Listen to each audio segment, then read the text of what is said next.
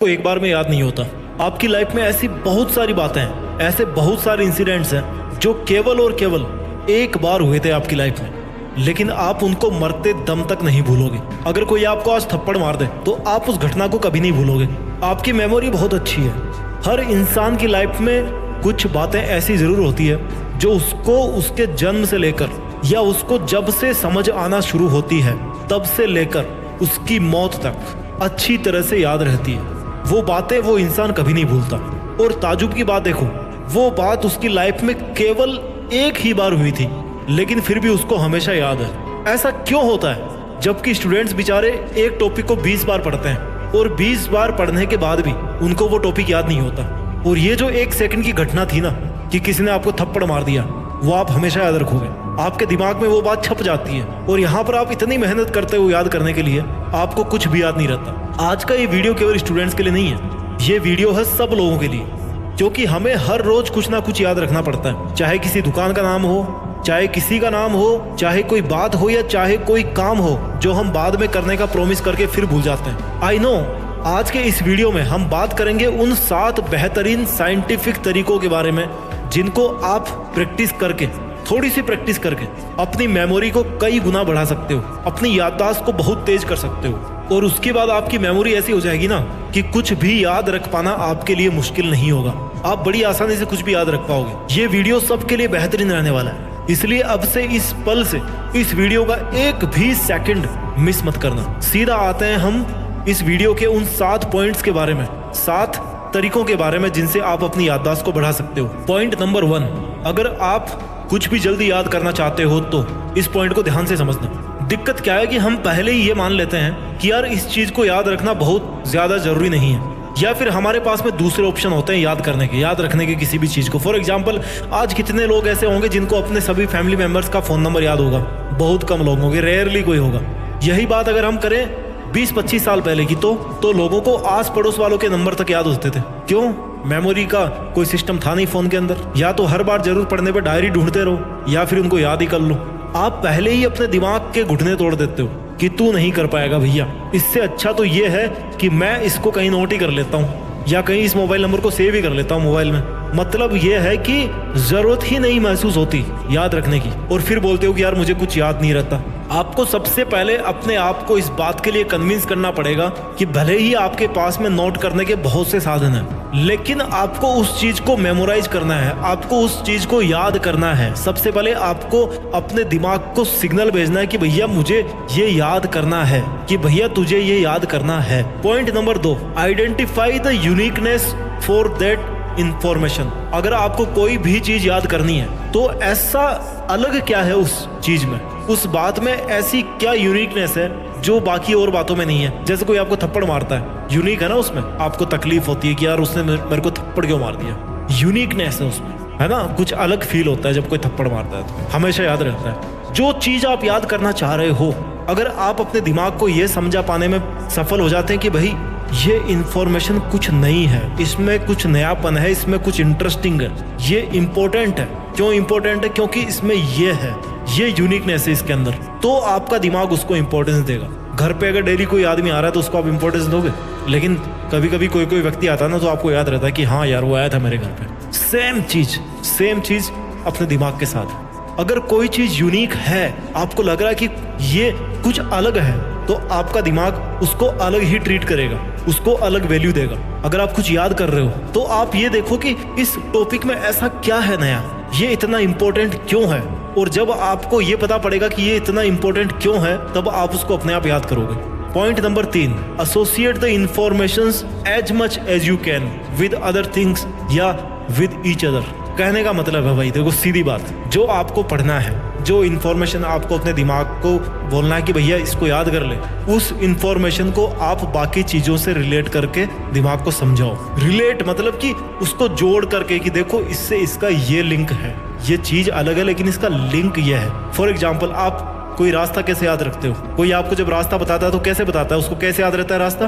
कि भैया सामने वो टी पॉइंट दिख रहा है, वहां से 200 मीटर आगे जाना, लेफ्ट साइड में एक बेकरी की दुकान होगी, उस बेकरी की तरफ मुड़ जाना लेफ्ट साइड में, और 50 मीटर पे राइट साइड में एक मोबाइल की दुकान होगी, उसके बगल में ही वो दुकान है जो जहां पर आप जाना चाहते हो। आपने इंफॉर्मेशन को आपस में लिंक कर दिया। कि पहले वहां जाओ, वहां पर ये है, वहां से फिर आपको ऐसे जाना है। तो वो जो बीच में वो जो बेकरी की दुकान है, दैट इज द लिंक। वो जोड़ रही है आगे के रास्ते को और पीछे के रास्ते को। उस पॉइंट को आपको पहचानना है कि इन दोनों इंफॉर्मेशन की लिंक क्या है। जब क्राइम इन्वेस्टिगेशन होता है तो कैसे पूछते हैं वो कि इसके पहले क्या हुआ, अच्छा बताओ इसके पहले आप कहाँ थे, अच्छा बताओ इन दोनों इंसिडेंट के बीच में क्या हुआ था, है ना। इंफॉर्मेशन को एसोसिएट करना सीखो। इससे आपको हेल्प मिलेगी कि आपको जो ऑलरेडी चीज पता है उससे कनेक्ट करके ही आप उस चीज को, नई चीज को याद रख सकते हो। Point number 4, use the information as many times as possible. कभी क्या आप अपने घर का रास्ता भूलते हो? कितने ही बीमार हो, कितना ही अंधेरा हो, कुछ भी हो जाए, आप घर तो पहुंच ही जाओगे, इतना तो पक्का है। क्यों?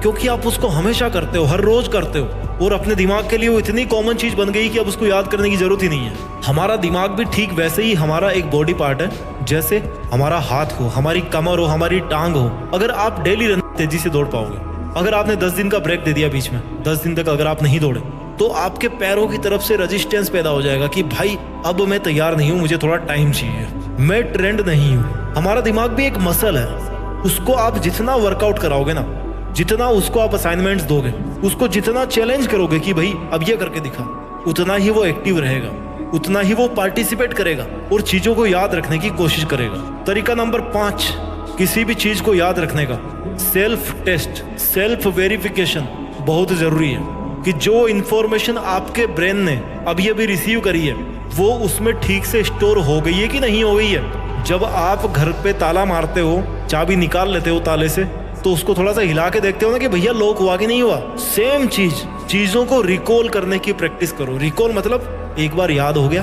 तो फिर उसको आप समय पे याद कर पाते हो कि नहीं कर पाते हो।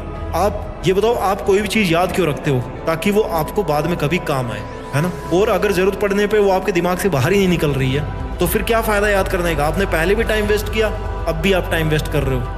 आपको रिकॉल करने की प्रैक्टिस करनी है। आपको अपने आप पता पड़ जाएगा कि मुझे किस चीज में दिक्कत हो रही है। या तो इस तरह की इंफॉर्मेशन को दिमाग में स्टोर करने में इश्यू है कुछ, या फिर रिकॉल करने में दिक्कत हो रही है। कई बार आपको जब टीचर क्लास में कुछ पूछते होंगे ना कि इस सवाल का जवाब दो, तो आप उस टाइम पर नहीं बता पाते हो। आपको लगता है कि यार आता मैंने पढ़ा ही है, लेकिन याद नहीं आता। लेकिन फिर जैसे कोई आपको बताता है कि यार इसका आंसर तो ये था, तब आप सोचते हो कि अरे यार ये तो मेरे को पता था, उस टाइम पे क्यों नहीं याद आया। इसका मतलब ये है कि आपका दिमाग इंफॉर्मेशन को स्टोर तो कर रहा है अंदर अपने, लेकिन उनको वापस नहीं निकाल पा रहा है, वापस नहीं ढूंढ पा रहा है कि वो इंफॉर्मेशन पड़ी कहाँ है। इट मीन्स कि आपको समझ में सब आ रहा है, लेकिन उसको वापस याद करने के लिए आपको प्रैक्टिस की, आपको रिवीजन की आवश्यकता है। अब वो रिवीजन कितने टाइम पे करना है वो डिपेंड करता है कि आपकी मेमोरी कैसी है। तरीका नंबर 6, कुछ भी जल्दी याद रखने के लिए आपको अपने मन को शांत रखना बहुत जरूरी है। ओवर थिंकिंग से बचना है। जरूरत से ज्यादा सोचना एक ऐसी बीमारी है ना जो इंसान को केवल ख्वाब देखना ही सिखाती है। बस ज्यादा सोच के केवल आप सोच ही सकते हो और कुछ नहीं कर सकते। फिर मेंटल डिस्टरबेंस के साथ आपका किसी भी काम में मन नहीं लगेगा और सब बातें आपके ऊपर से जाएगी। सब इंफॉर्मेशंस को आपका ब्रेन बाईपास करता रहेगा, क्योंकि उसके पास आपकी टेंशन का इतना बड़ा इनपुट है ना कि वो कुछ और चीजें रिसीव ही नहीं कर पा रहा है, उस पर उसका ध्यान ही नहीं जा रहा है। आपने अपने दिमाग को पहले से ही ओवर थिंकिंग करके, स्ट्रेस दे के, टेंशन कर करके इतना लोड दे रखा ना भाई कि अब वो और लोड लेने को तैयार ही नहीं है। विचारों में खुलापन लेके आओ। पॉइंट नंबर 7, अगर आपको अपनी मेमोरी बढ़ानी है तो अच्छी नींद लो।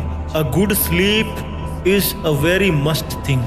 आप वर्कआउट करो या ना करो, कम करो ज्यादा करो, टाइम पे खा पाओ तो अच्छा, नहीं खा पा रहे हो तो कोई बात नहीं, लेकिन अच्छी नींद लेना बहुत जरूरी है। नींद सबसे पहली चीज है जो आपकी हेल्थ को बहुत ज्यादा डिस्टर्ब करती है।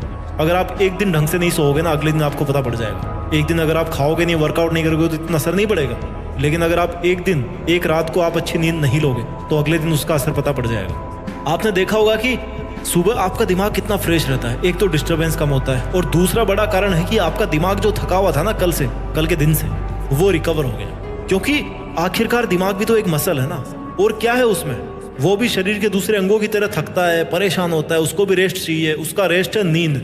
सोने के तुरंत बाद जब आप उठते हो ना, तो आपका दिमाग ठीक वैसे ही होगा जैसे आपने अपने मोबाइल को रिस्टार्ट कर दिया हो, बिकॉज वो फिर हैंग नहीं होगा। जल्दी से एक बार मैं इन 7 पॉइंट्स को रिवाइज कर देता हूं जिनसे आप अपनी मेमोरी बढ़ा सकते हो। पॉइंट नंबर 1, अपने आप को कन्विंस करो कि मुझे याद रखना है। पॉइंट नंबर 2, ये देखो कि उस इंफॉर्मेशन में क्या यूनिकनेस है, क्या उसमें अलग है।